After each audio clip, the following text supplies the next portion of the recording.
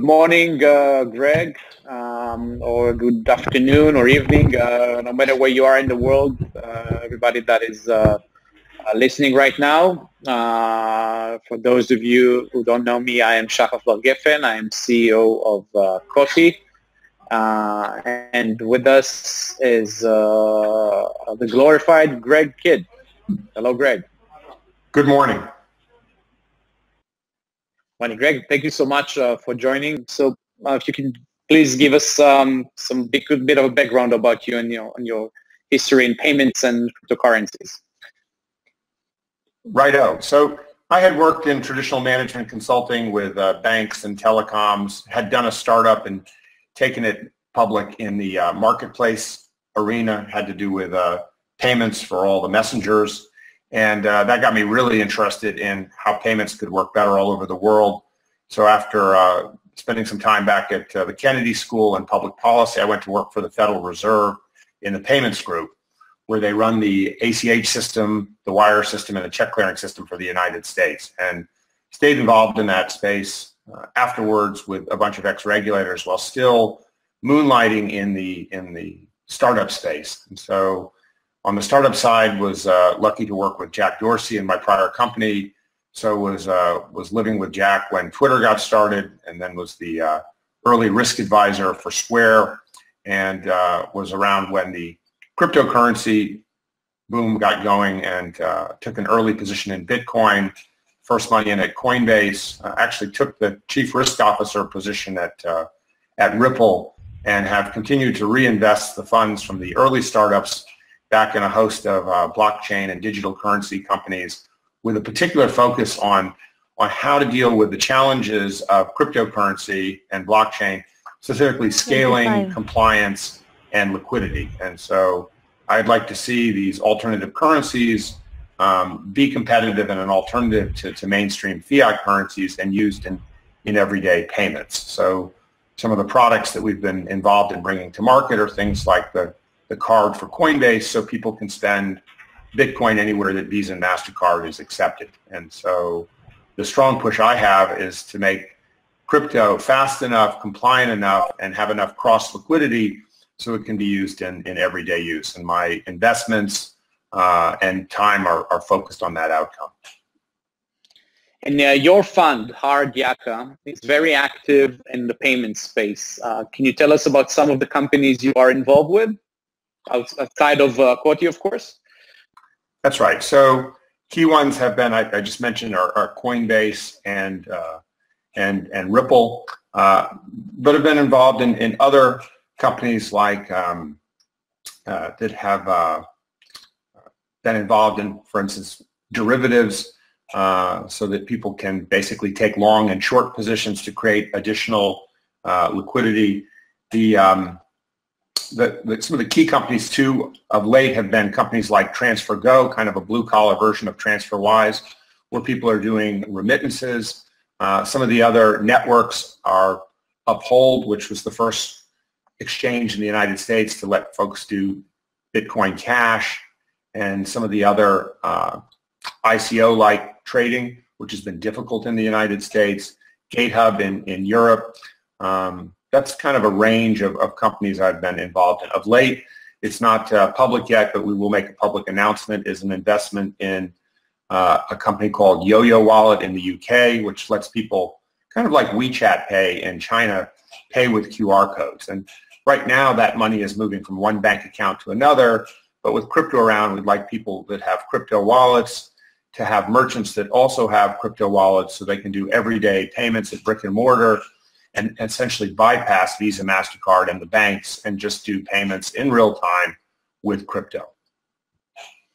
Yeah, definitely something that we all aspire to do. What do you think needs to happen for cryptocurrencies to be massively adopted that way? So I think that there needs to be a regulatory environment that is friendly. So if the country has like a ban like China, obviously we need to get that get education with the regulators. We're involved with lobbying efforts here in the U.S. to make sure that a cryptocurrency like Ripple doesn't get classed as a security, so it's too burdened. We need tax policies that are more supportive of using crypto. Currently, right now, when I do spend Bitcoin for Coinbase, anywhere Visa and MasterCard is accepted, that has a tax implication. Every purchase I do is either a capital gain or a capital loss, so the accounting headaches are there. So we need acceptance that some forms of crypto truly are a payment utility rather than a commodity. Those things would help a lot on the regulatory front. Liquidity is really a big issue. People want to be able to get into the currency and out without feeling like there's a lot of friction on paying a margin just to get from the crypto into a fiat currency or not. So all those are areas where, through active lobbying in the local countries, or us actually providing a facility called synthetic liquidity, where we're willing to accept crypto and take a midpoint range and then provide fiat currency to the merchant if they're not comfortable taking the crypto. It is just an issue of making sure that even if a merchant isn't familiar with crypto, the system allows crypto to be spent by the payer anywhere.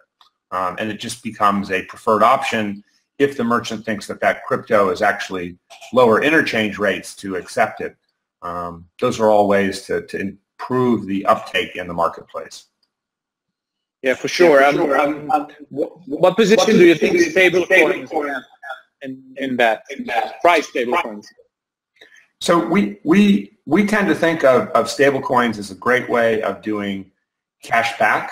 So if companies are running loyalty programs and someone comes and pays with a digital wallet and uses essentially a bypass technology like a QR code, they may give a bit more information about themselves. In exchange, the merchant may give a very generous reward. That's what we're doing with Yo-Yo Pay in the UK. And that reward can come in one of three forms. It could come in one of four forms. They could just give cash back, but if they're going to give a rewards currency, it could either be something old-fashioned like points, which are generally very limited in how you can use them, and you can't send them to someone else. You can just oftentimes redeem them only at a merchant where you acquire them or receive them. The other is just to have a free-floating cryptocurrency, something like XRP or Ether or Bitcoin right now. The challenge with those is that people receive those and they move around a lot in volatility.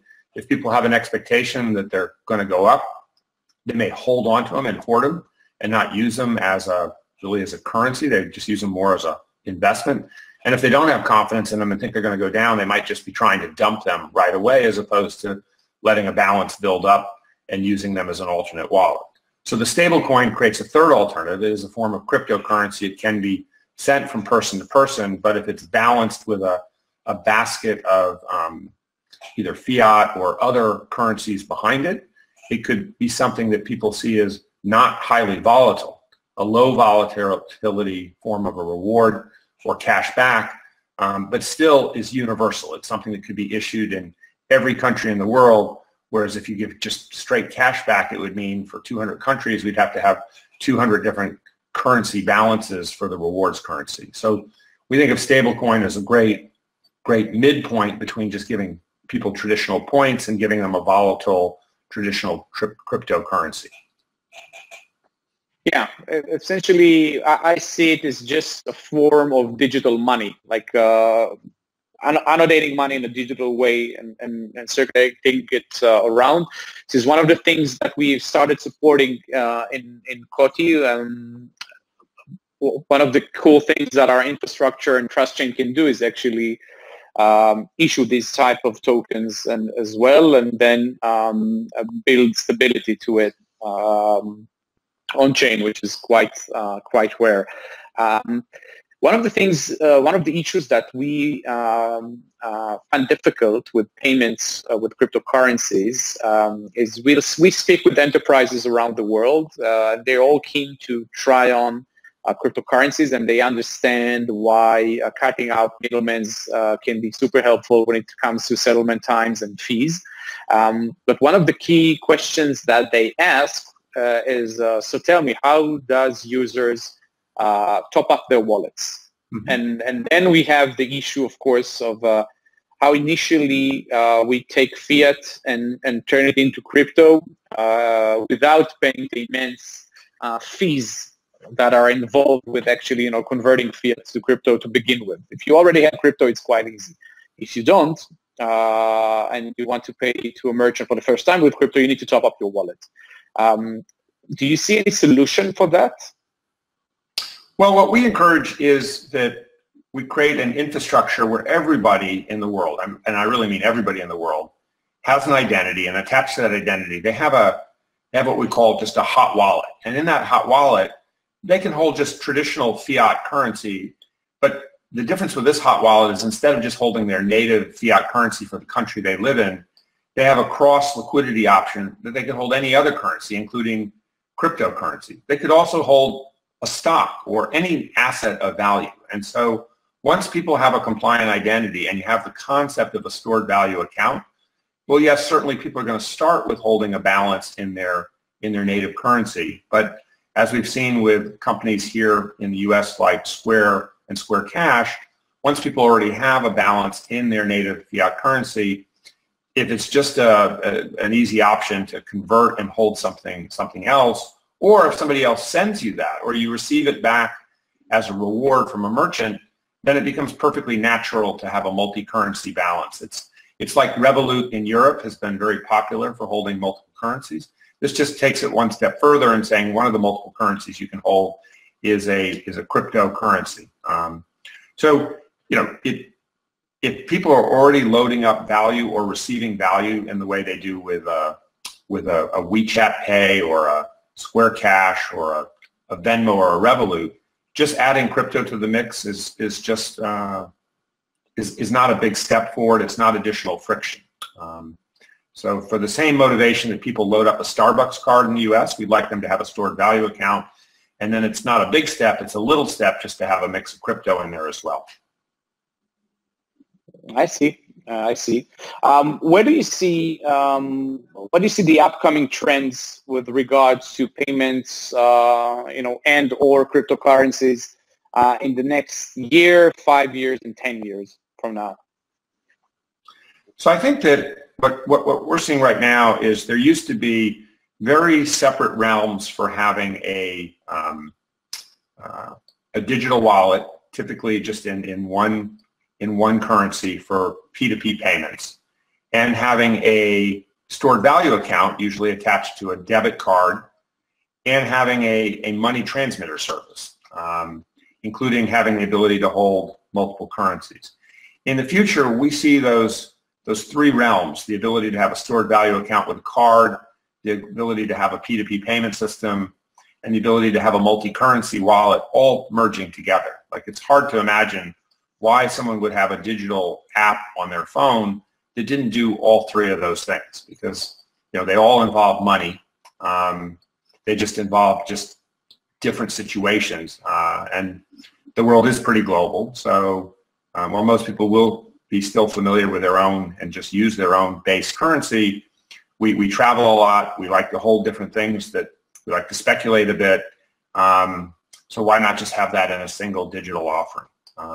And so I think what we're going to see is people that are, or firms that are strong in one area are going to get into the other area. Square will invade the space that Revolut is in, and vice versa.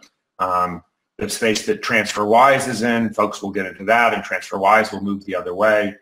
We've seen it with the company Robinhood, which started out for being stocks and has added cryptocurrency. There's really no reason why a company like Robinhood wouldn't have a payment card so that you could spend a bit of your Google stock or your crypto or your just fiat currency anywhere that MasterCard or Visa is accepted. And we'll also see the beginning of a merger of loyalty programs. Just traditional loyalty programs will move to integrate with these wallets, so that merchants are also willing to take these new forms of funding rather than having to have the money immediately in the bank in traditional fiat currency. So as merchants get comfortable holding these new forms of payments, the digital wallet that make these new forms of payments, it becomes a virtuous ecosystem. I think China, though not doing crypto, has gotten very far ahead in the digital wallet space with WeChat Pay and Alipay.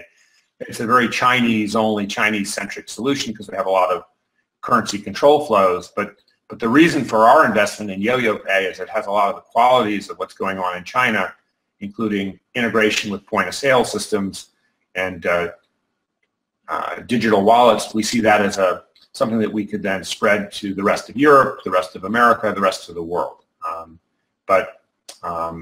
That's the short to medium term outlook. Long term, I believe that everyone will have a hot wallet, that traditional banks will still be there, the Visa MasterCard networks will still be there, but the banks will be more like vaults, just like the phone companies became more about the pipes rather than building all the applications that are used on the phones.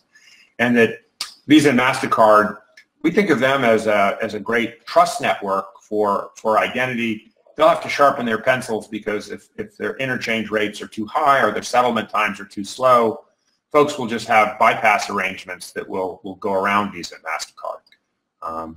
That's the road further down. And part of the reason for our investment in COTI is we see that as a lead alternative to the Visa and MasterCard networks long term, is to create another trusted network between payors and payees that has a speed of settlement, low cost, and is really open to everyone, because Visa and MasterCard still exclude both certain classes of payors and payees.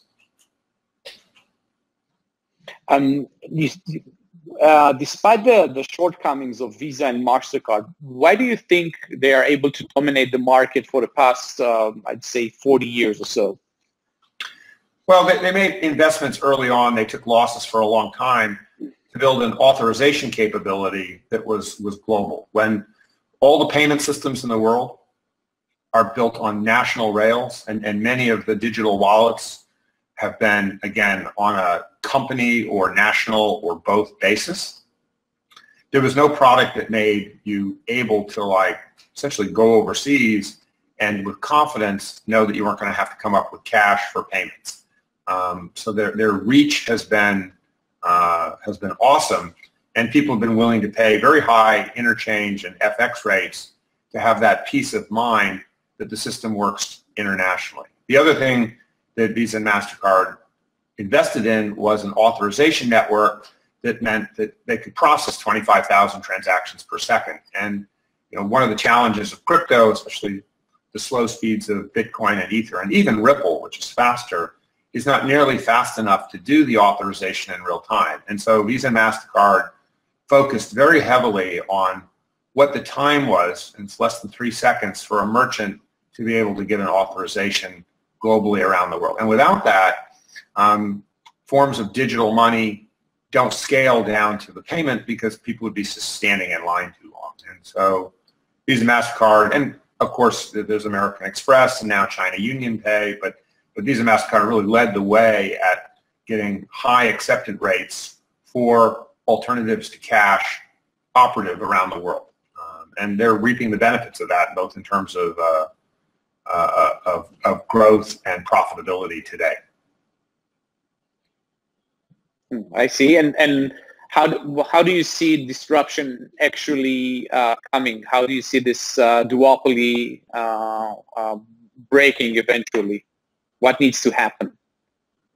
So I think that right now Visa and MasterCard, in addition to being settlement rails, they are a form of identity.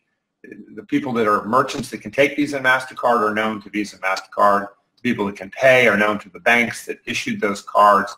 With alternate systems of identity that are coming out that are self-sovereign, the uniqueness of the Visa MasterCard identity provision begins to erode, and people have other ways to prove to the merchant at the time of sale that they are who they are, and the merchants have other ways to take that payment in a way that's secure and private. The limitation of Visa and MasterCard is they're not integrated into the point-of-sale systems to the extent that if the merchant has an inventory system, it's very difficult for those systems to pass to the payor information about what was in the basket. The flip side is if the individual who's buying either wants to have more privacy and give up less information to the merchant, or wants to give up more information in exchange for a bigger discount, Visa MasterCard is a one-size-fits-all solution. It really is a settlement network. It's not a network for exchanging data.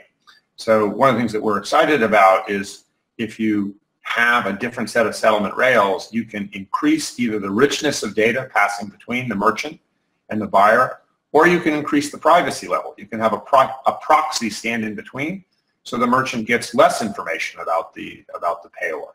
And so these options allow merchants to have tailored programs and to better serve end users, and end users have better options for preserving privacy with what they do if they so choose. And so that was not available to the market before sort of the innovations in the last 5 years with identity and digital rails, and just basically big data, the ability to integrate deeply into the point of sale systems.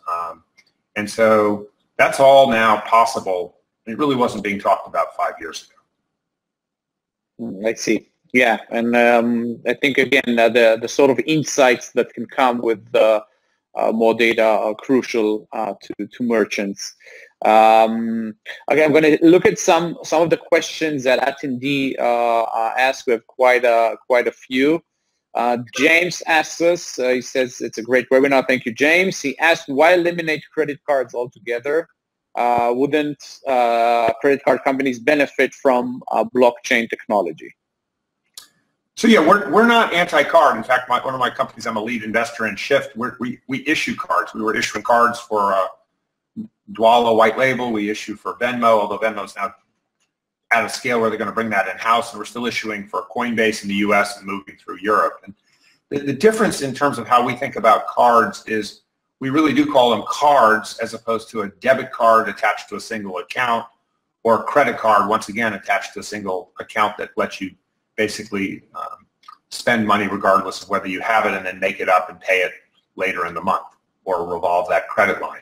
So in our vision of the future, we're not anti-card or anti-phone. We're just, both the card and the phone are a token for your identity, and you ought to be able to attach that to whatever account you want. So at the time of payment, you should be able to spend from any account that is stored value. And so yes, that's a debit, or you ought to also be able to spend from a credit line, actually spend money that you don't currently have or have in an account yet. But we don't think of that as a debit card or a credit card. We just think of that as identity, and you're using card to access those stored value balances or those credit lines. And so what we see is actually an expanded use for cards and mobile phones, depending on which token you'd like to use, as a way of proving your identity at the time of a sale. And then the money just flows over whichever account, debit or credit, fiat currency or crypto. It just all becomes a possibility. So we're quite strong that cards are, work very well. You can argue whether what the time is to scan a QR code versus swipe a card. China is much further ahead with the QR codes. UK, the swipe times that we're seeing versus the QR code read times, we actually in the UK have the QR read time faster than the swipe. So it's 1.7 seconds for the QR code purchase versus 3 seconds for the card purchase. So we do believe that the QR code uptake can happen, but in places like the US, almost nobody uses QR codes. It's all card-based. So there's a bit of cultural baggage, and some countries are just much more comfortable with phones, other with cards. To us, we're not trying to pick a winner or a loser there. We think both are good tokens of identity. Yes, with that in mind, Anita wants to ask us, what is the most exciting payment technology you have recently heard of? Wow, the most something new that we're seeing in the marketplace. Yeah, and you're excited about. So we're very interested in some of the alternatives to proof of work with cryptocurrency. There was I was an investor in Filecoin, which is proof of stake.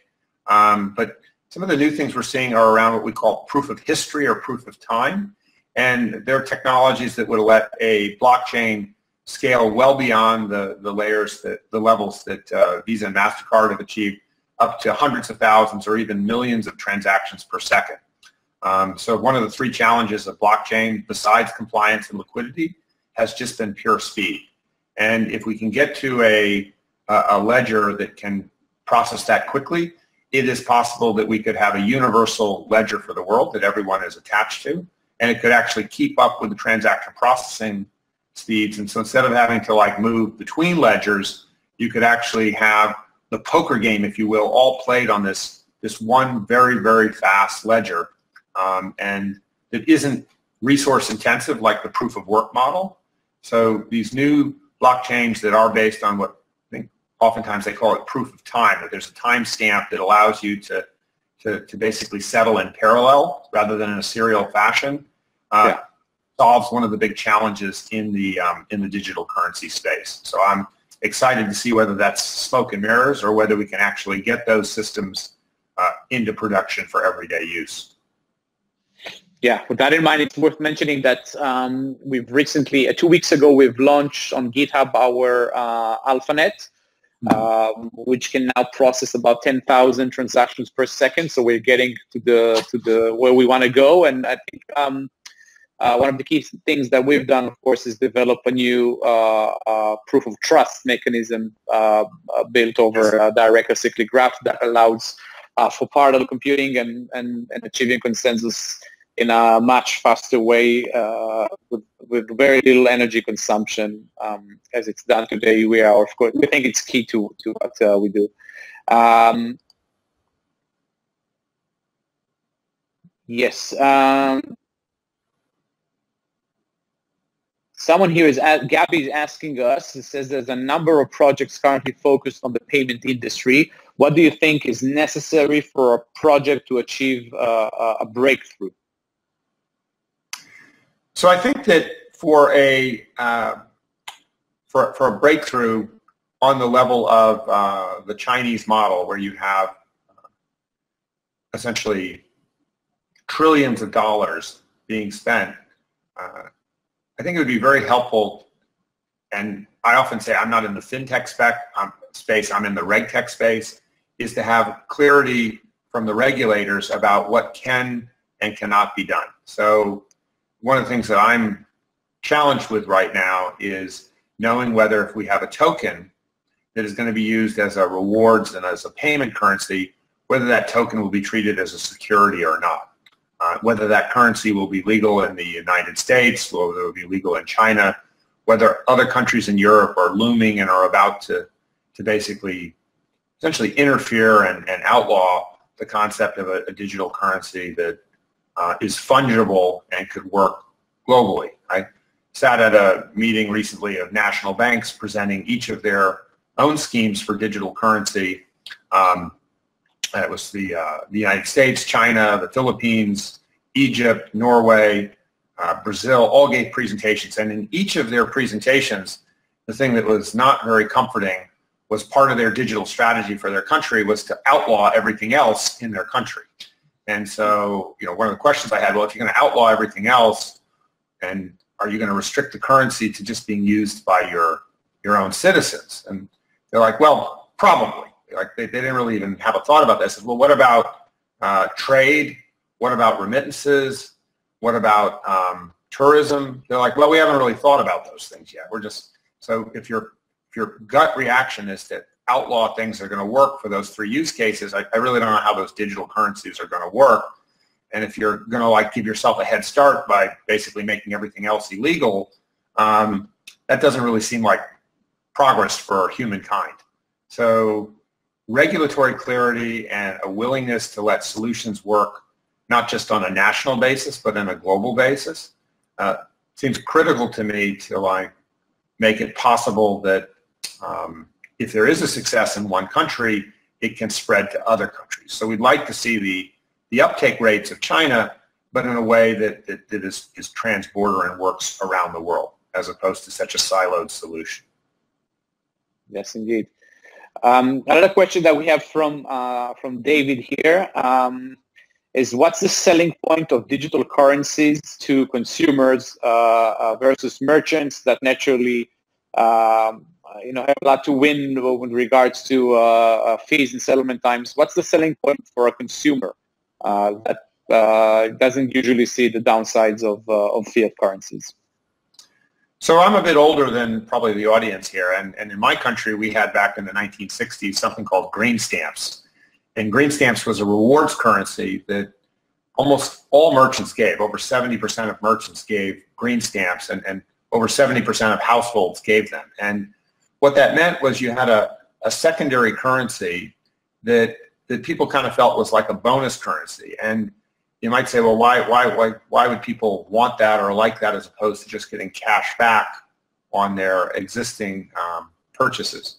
And what it turns out is that human psychology is very powerful. And when people have this second form of currency, they use it for things that they normally wouldn't spend it on, or they would feel guilty about spending just regular cash balances. And so if you actually search on Google for green stamps and you look at some of the videos, it's pictures of consumers buying things like that blender that they wouldn't feel they deserved, but with their green stamps, they were willing to make that purchase. And so you get another form of behavior when people have kind of their happy money. It is also a global form of currency, and so it becomes something that is portable across different boundaries. And it also creates potentially, just like there's a whole ecosystem and marketplace around how people use bonus points that they get from the airlines, that has become a whole thriving economy and ecosystem in and of itself. And so what we're really looking for is to have a psychologically different kind of currency that really is associated with rewards and is portable around the world. There was an economist called Hayek who wrote, an Austrian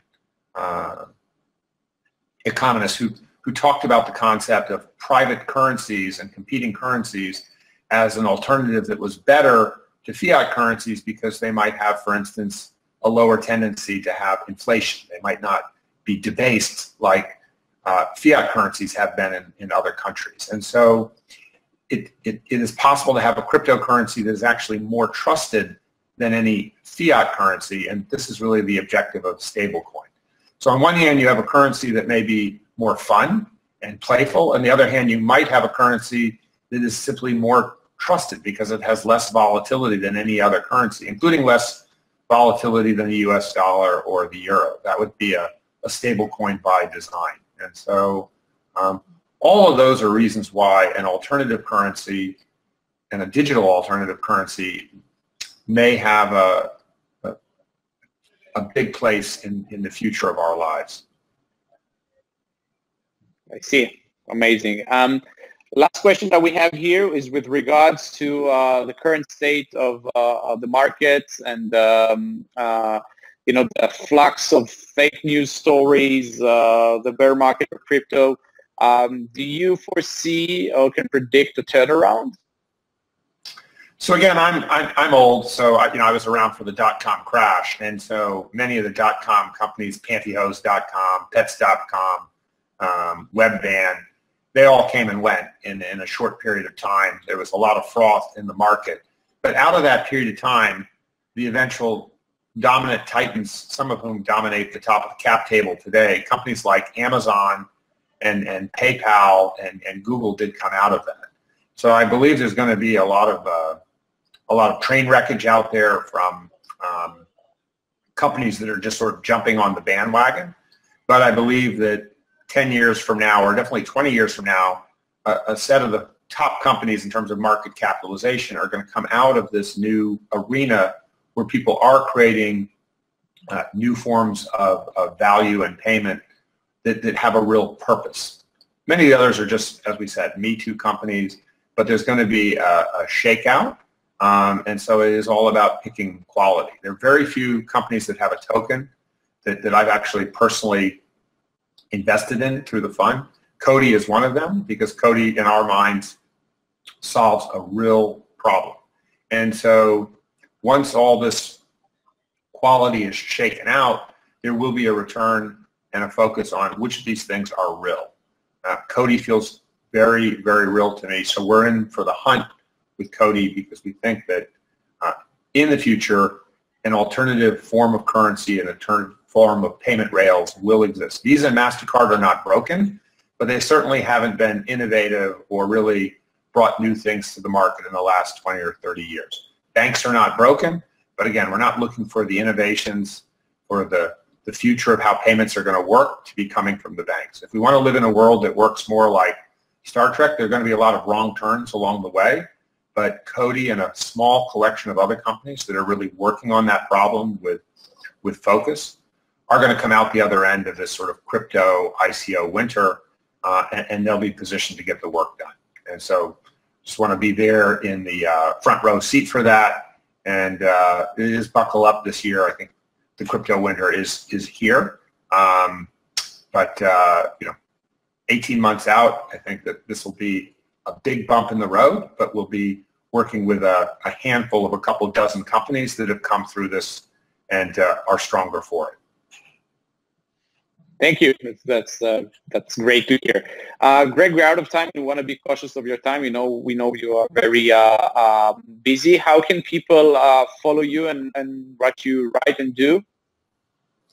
I'm just Greg Kidd on Twitter. I wasn't in the first 10 people to use Twitter, but I was definitely in the first 100. But that's a good place where I will post things that are related to this space. Thanks for your time. Thank you, Greg. Thank you so much. It was great having you, and hope to see you soon in San Francisco. Very good. Take care and good luck. Thank you. Goodbye. Bye-bye. Thank you, everybody, for joining, and all the other questions that have been asked and we couldn't address, we'll do a Medium post and answer all of that. Thank you so much, everybody. Bye-bye.